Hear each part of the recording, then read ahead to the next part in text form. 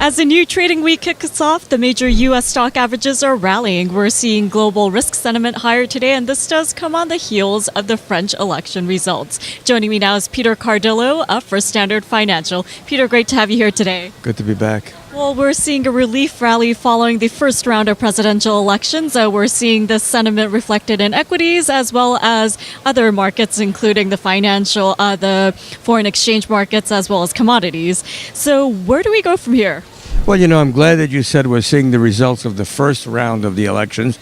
As you know, there's a second round. Now, of course, the far right and the far left has been eliminated.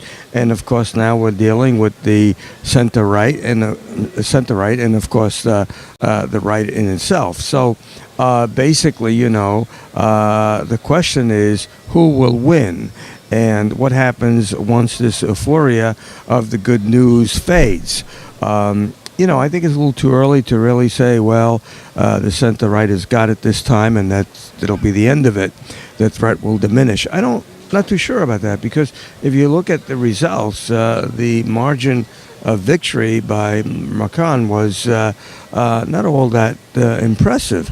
And so what happens to the votes of the remaining parties that were eliminated? Where do they go? Of course, it's good news. I'm not saying it's not. But I think the markets may have gotten a little bit ahead of themselves.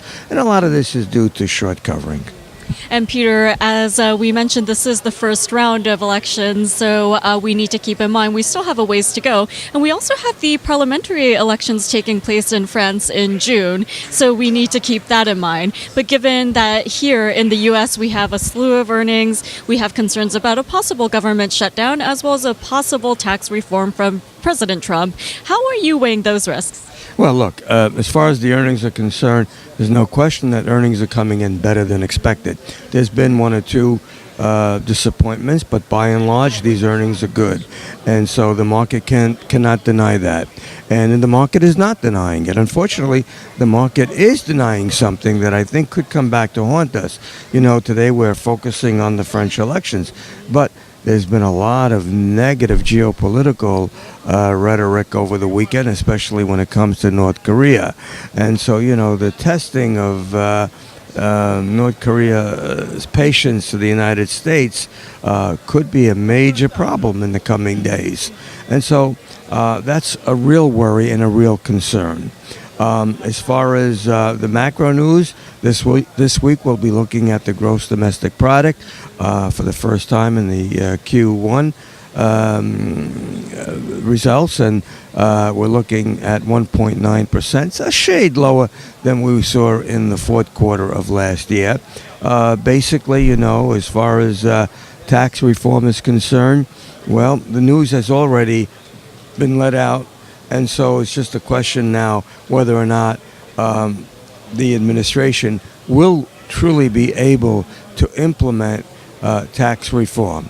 If they do, it's going to be a big plus for the markets. If they don't, it could be the day of reckoning.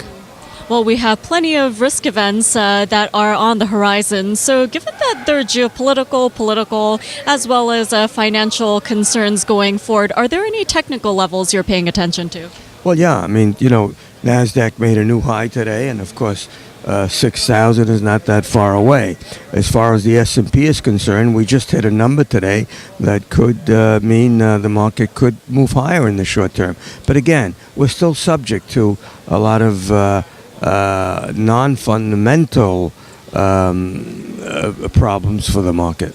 Okay, Peter. Well, thank you so much for joining me at the beginning of the week. And next time I see you, it'll be May. So thank you very much. Have a great week. Thank you.